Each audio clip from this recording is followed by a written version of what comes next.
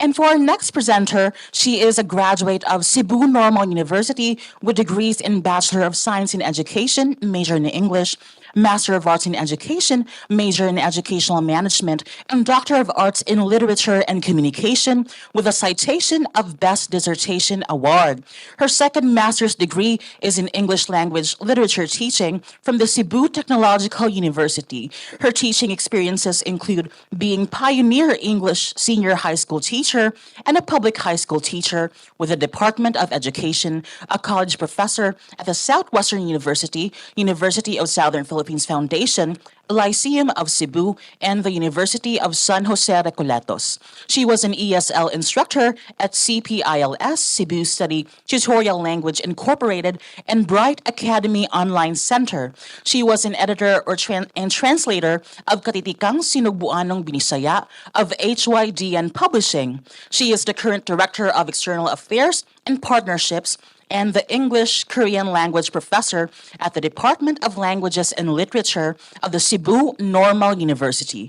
Let us give a round of applause for Dr. Donna Grace Cotejo.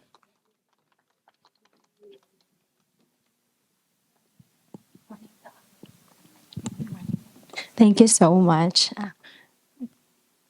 Maing buntag sa tanan. Thank you so much for having me here. Actually, the background of this is very simple. It's out of a pressure when I was still a new employee of Cebu Normal University. Kasi ma'am, when we should produce a utility model and then a utility model out of an alignment of our major. However, hindi ko po talaga nahilig na magsulat ng utility model. Pero this is one of my hobbies born from being the daughter of an Ilocana and a daughter of a Cebuana. Cebuano. They are both good cook. However, they have different ways of cooking something.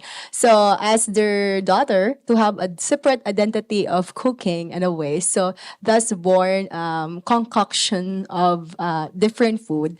And you know that adobo is one of the unofficial national dishes of the Philippines.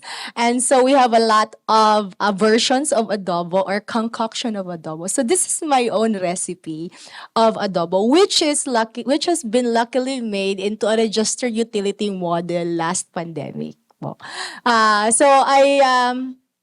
I submitted a marketing plan to the DTI so that they suggested that they will be packaged and that this will be sold if it will be BFAD approved to 7-Eleven and Ministop in the future. So presenting to you, however, this I want that this will be also utilized for the TLE majors in senior high school department, and so this will be inside the competencies of the COOKERY and C2 TESDA. No? So, presenting to you Calamansi-Banana Ketchup Pork Marinade, a concoction of Philippine adobo. So here we go.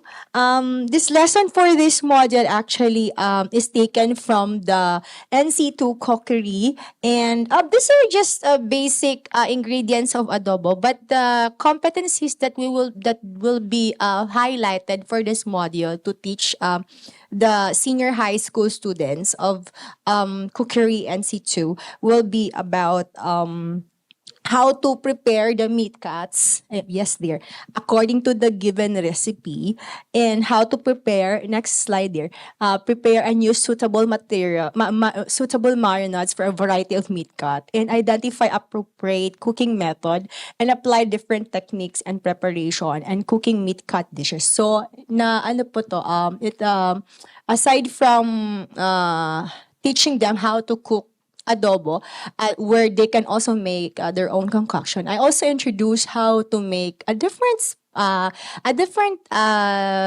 flavor, no, of adobo in such a way that it will still not be boring to your very sensitive taste. hindi naman lingid sa kaalaman ng lahat. If you are a cook, maarte ka sa imuhang taste buds. you can identify what you put in your mouth, and you can even identify what kind of seasoning is being put in your mouth, right? So okay. So this is how the module is done. So we put here the competencies. And then the next slide po.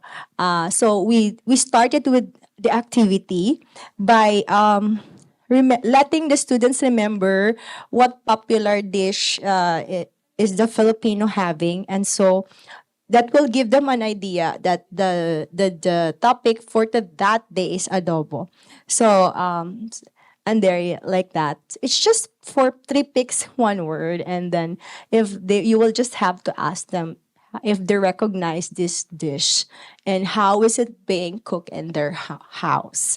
Okay, and then that's part they will be playing, and they will have themselves to group themselves into 6 members, and then they will be.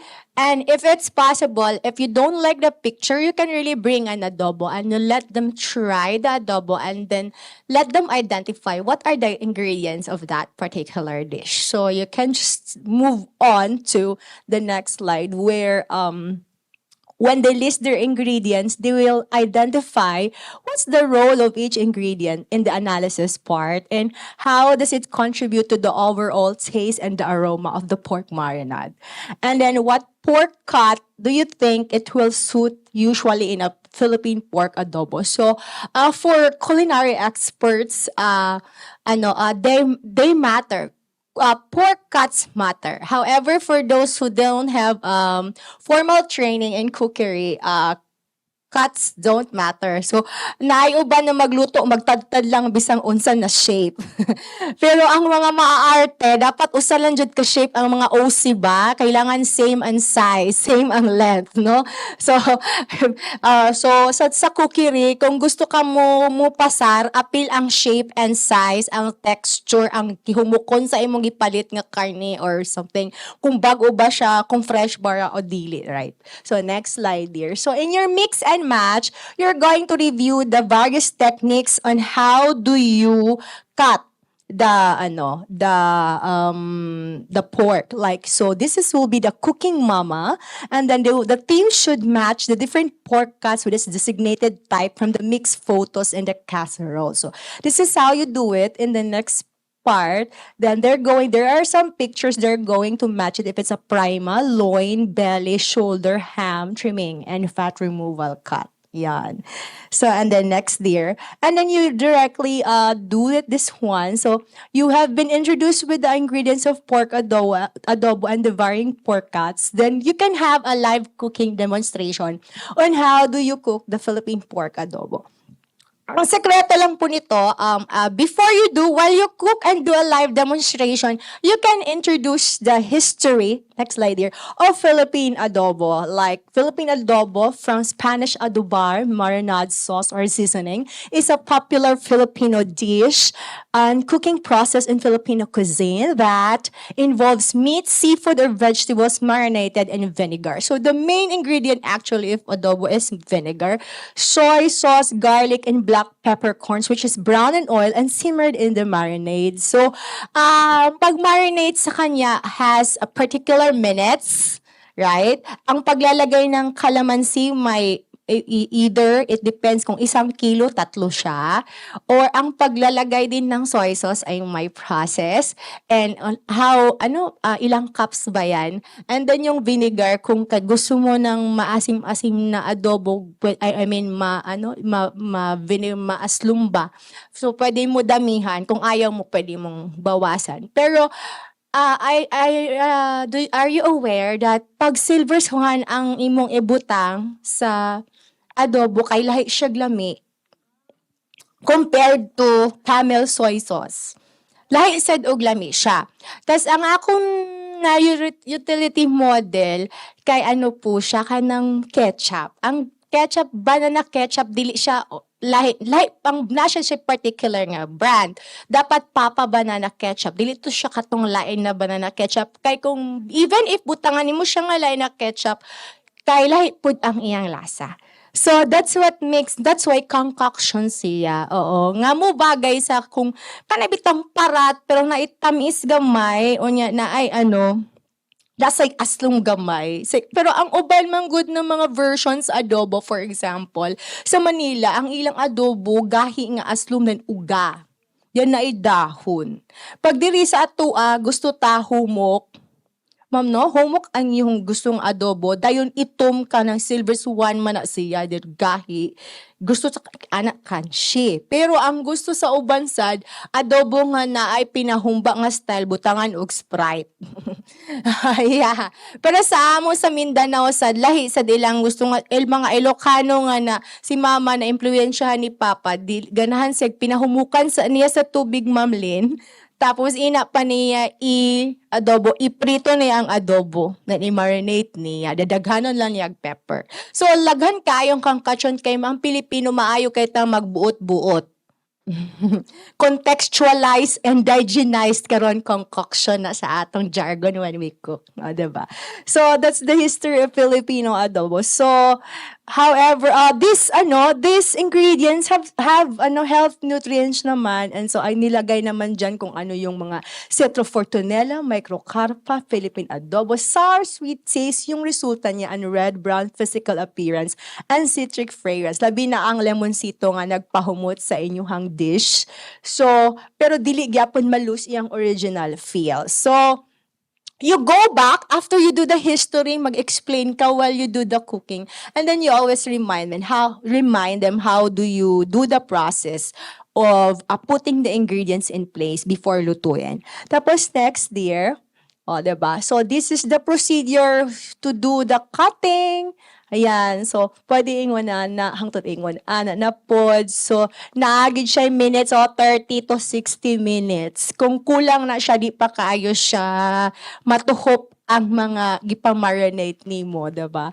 And then next is, naa pa jud particular knife unsa imong gamiton nga knife. Ganyan ka kaarte. Pero sa balay, hala, sige, balang mo nang nipis pa na ang bread na usahay, di ba?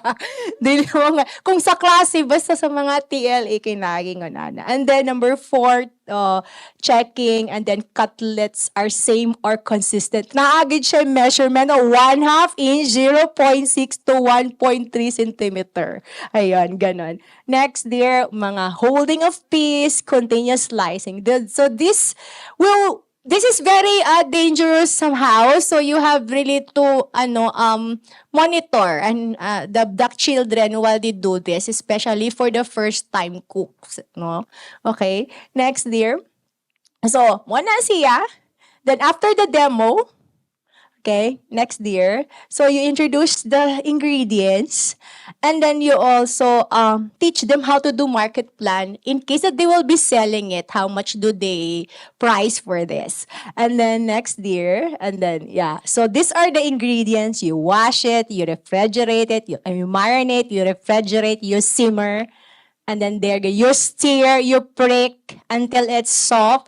Then you turn up, and then you serve the pork. So, pero it will take this one, depende kung inyong gigamit kay butane or gasol or kahoy, lahi sa tiyaglami. Yes, lahi sa tiyaglami. So now you have fully understood how to make a Filipino adobo dish. Then you will let them do the adobo, and then you also have the mastered adobo, and then you prepare the utensils, the ingredients, the pork, of course, and all that, and then you have a rubrics to let them do the cooking. So there you go, the skill level cooking technique, and the next, dear, kitchen safety and sanitation, cooperation, and overall impression. Syempre, they have to follow also how did you do the demo. Okay. And the next slide, dear.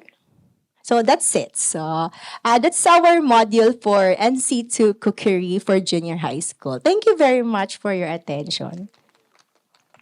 Thank you very much, Dr. Donna Grace Cotejo.